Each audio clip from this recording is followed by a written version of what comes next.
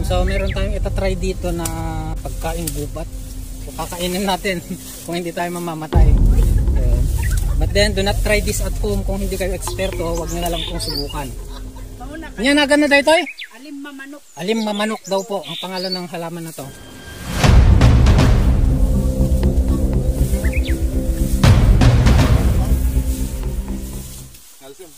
Nalsum ah. Laman natin no?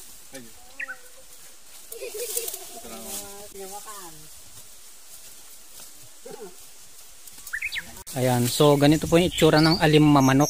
So nakakain siya. Pwedeng ihalo sa sinigang.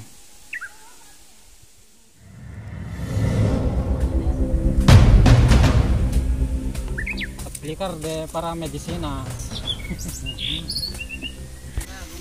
So ito yung tinatawag na Ficus minahase. Isang klase rin ito ng fig. At nakakain ito. Subukan natin.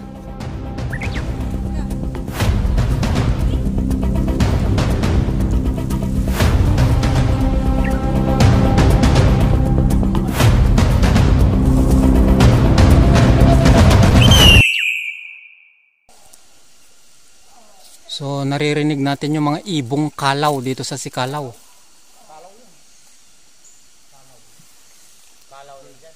Kalaw.